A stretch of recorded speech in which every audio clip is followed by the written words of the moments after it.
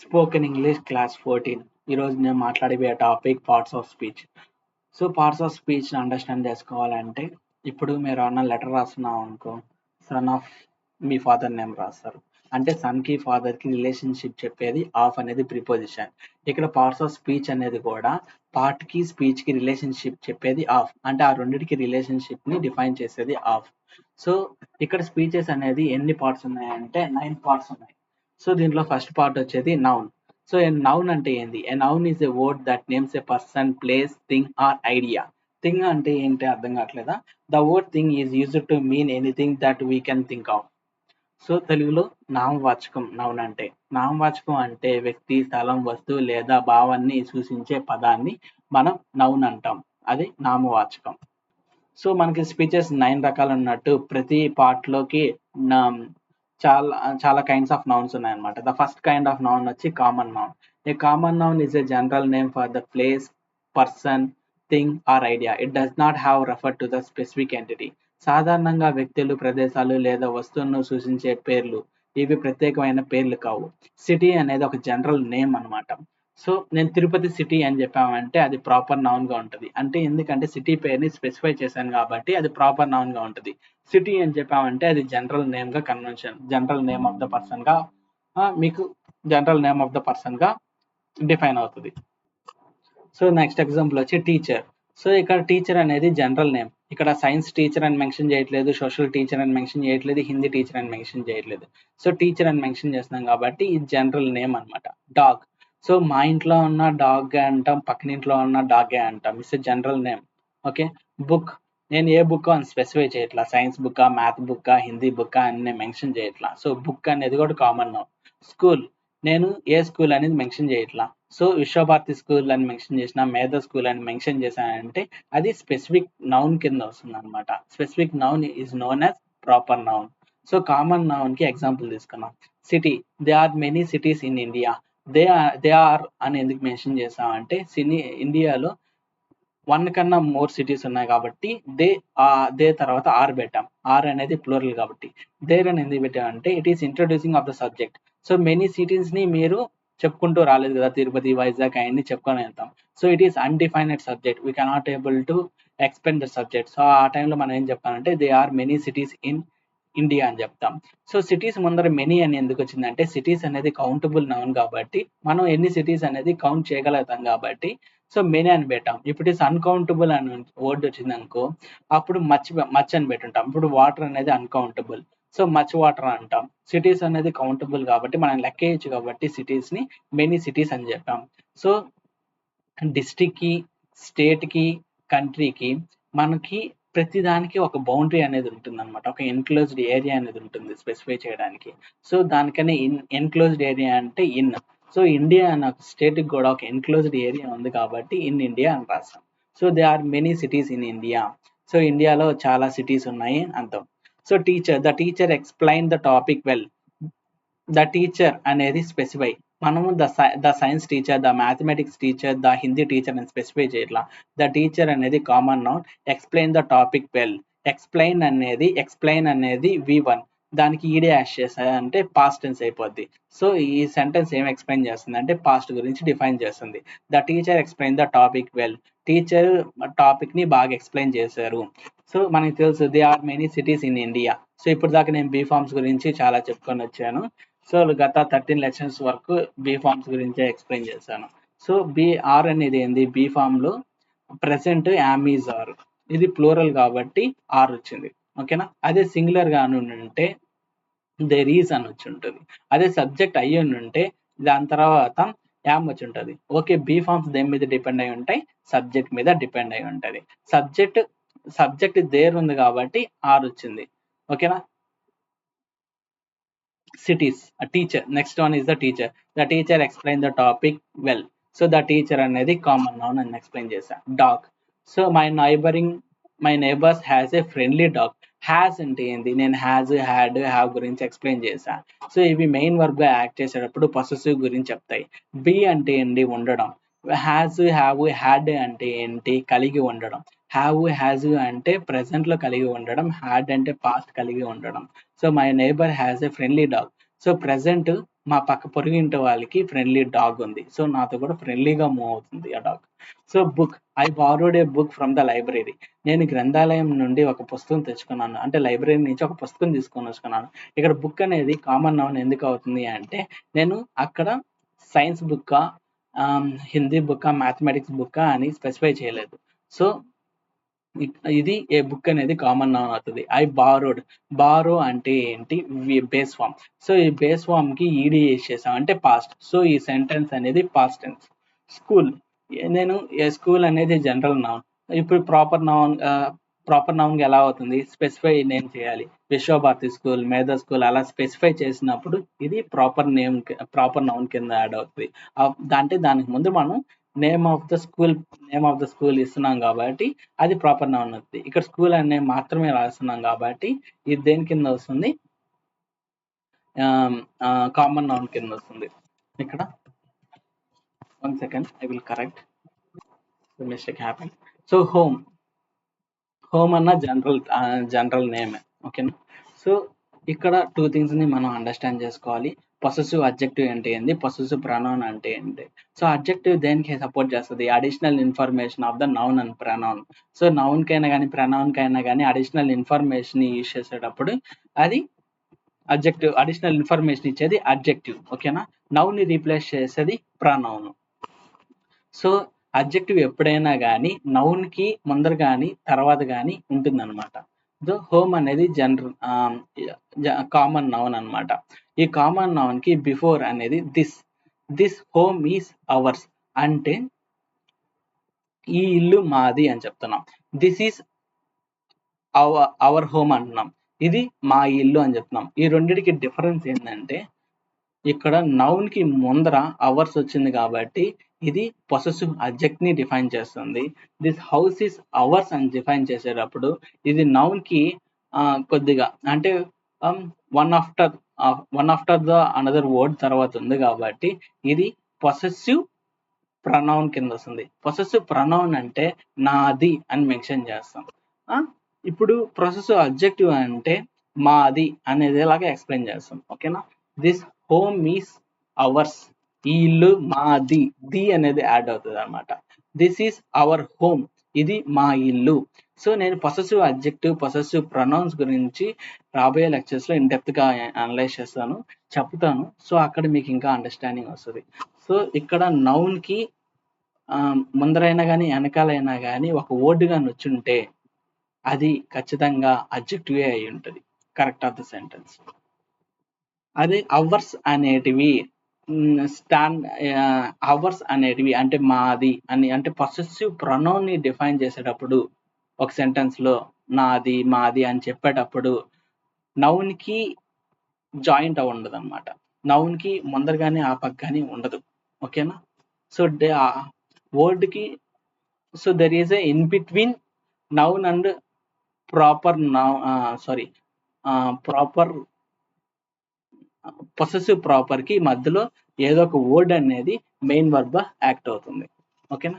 Shawl we move to the next common noun. So next నేను మాట్లాడే topic proper noun. ఇంతకుముందే నేను చెప్పాను కదా, సిటీ అనేది జనరల్ ప్లేస్, ఓకేనా. ఎప్పుడైతే నేను తిరుపతి సిటీ అని చెప్పాను, అక్కడ స్పెసిఫై చేస్తున్నా ఏ సిటీ, అప్పుడు ఇది ప్రాపర్ నౌన్ కింద వస్తుంది. A proper noun is the specific name of a person, place or organisation and always starts with a capital letters. వ్యక్తులు, ప్రదేశాలు లేదా సంస్థలు ప్రత్యేక పేర్లను సూచిస్తాయి. ఇవి ఎప్పుడు పెద్ద అక్షరాలతో ప్రారంభం అవుతాయి. చూడండి, India, Mahatma Gandhi, Amazon, Taj Mahal, Toyota, ఓకేనా. India, so country, so many beautiful countries ఉంటాయి, ఓకేనా.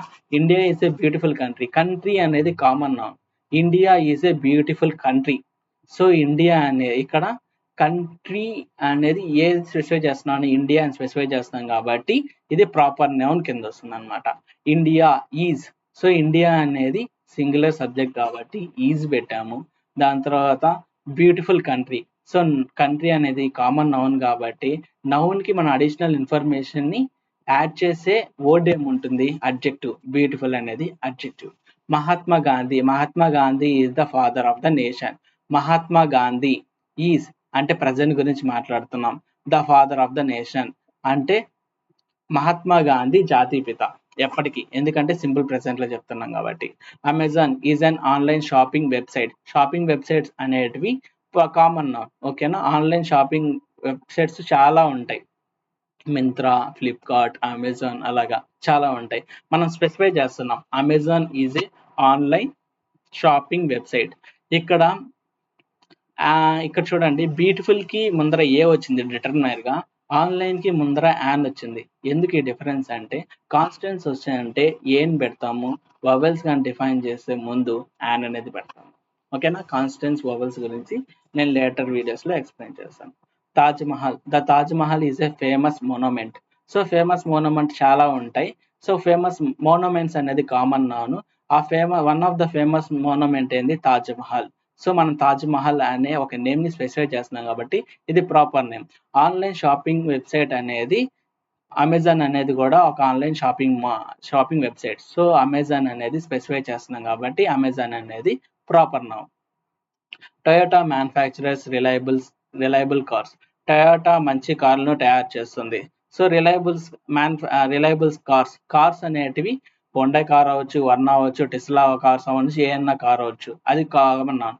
బట్ టయోటా అని స్పెసిఫై చేస్తాం. టయోటా మ్యానుఫ్యాక్చర్ చేసేది మంచి కార్లు అని చెప్పగలుగుతాం. సో టయోటా అనేది ప్రాపర్ నౌన్ అన్నమాట.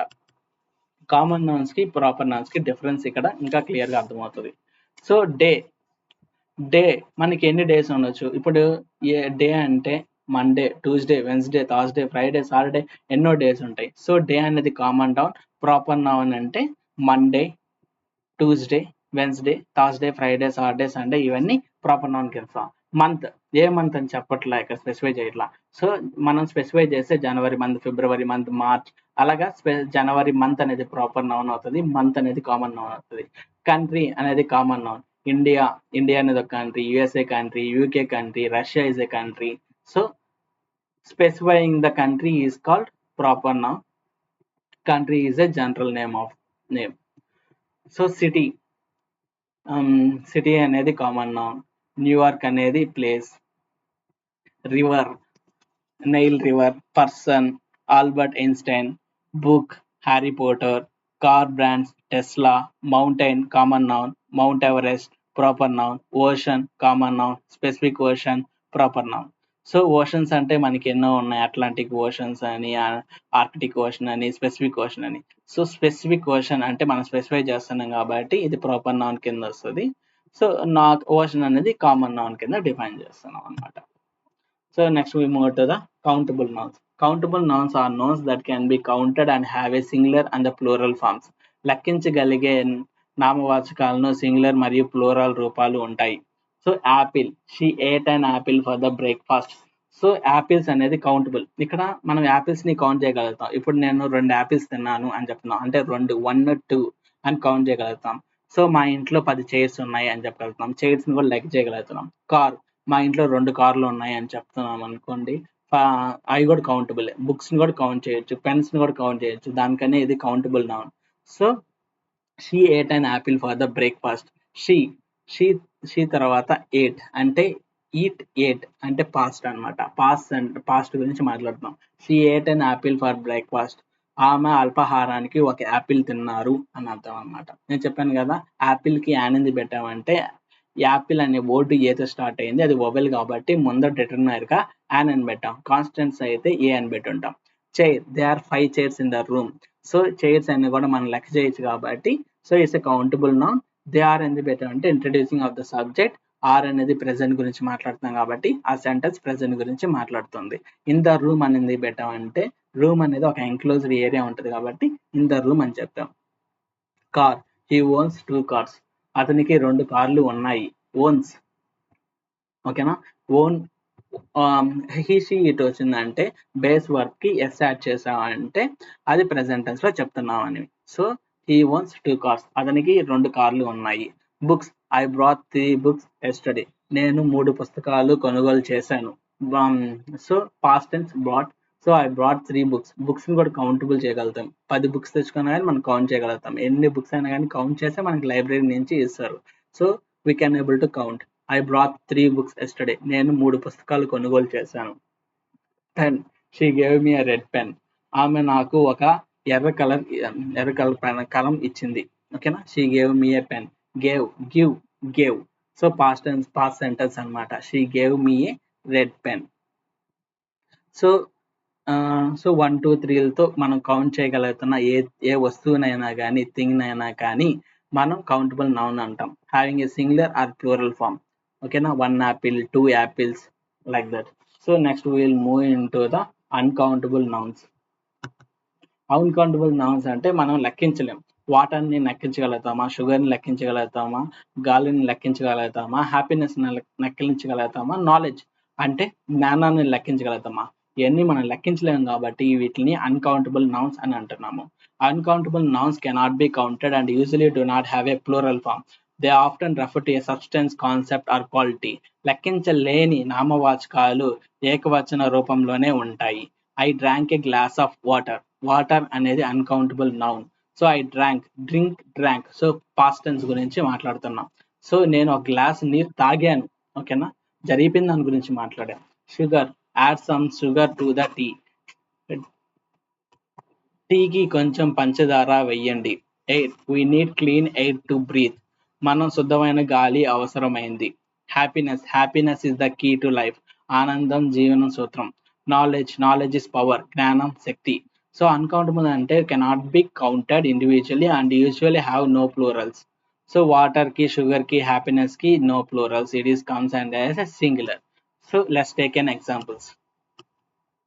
సో యాపిల్స్ అనేది కౌంట్ చేయగలుగుతాం. బుక్స్ లైబ్రరీలో నుంచి బుక్స్ తీసుకునేటప్పుడు కౌంట్ చేయగలుగుతాం. మన ఇంట్లో చైర్స్ని లెక్క పెట్టగలుగుతాం. మన ఇంట్లో కార్లు ఎన్ని ఉన్నాయో కౌంట్ చేయగలుగుతాం. ఒక కుక్క ఉందా, 2 కుక్కలు ఉన్నాయో మన ఇంట్లో కౌంట్ చేయగలుగుతాం. ఐడియాస్ని ఎన్ని ఐడియాస్ వచ్చాయో మనకి చెప్పగలుగుతాం. ఒక ప్రాజెక్ట్ ఇచ్చారు, ఎన్ని ఐడియాస్ ఉంటాయా అని చెప్పండి. నాకు ఒక 2 ఐడియాలు ఉంటాయి అని చెప్తారు. పెన్సిల్స్ ఎన్ని ఉన్నాయి, బాటిల్స్ ఎన్ని ఉన్నాయి, ఫ్రెండ్స్ ఎన్ని ఉన్నాయి, ఎగ్స్, ఇవన్నీ మనం కౌంట్ చేయగలుగుతాం. వాటర్ అనేది కౌంట్ చేయలేం. Rice we cannot able to count. Sugar, air, music, happiness, information, milk, advice, knowledge. These all the words we cannot able to uncountable. Okay. So ఇలాగా నౌన్స్ లో చాలా రకాల కైండ్స్ ఆఫ్ నౌన్స్ ఉన్నాయి. So నేను 4 nouns గురించి మాత్రమే మాట్లాడాను. So for the next video I will remaining nouns గురించి ఎక్స్ప్లెయిన్ చేస్తాను. So please subscribe to my channel, like this video. So if this video is helpful to you means please share to your friends and thank you so much.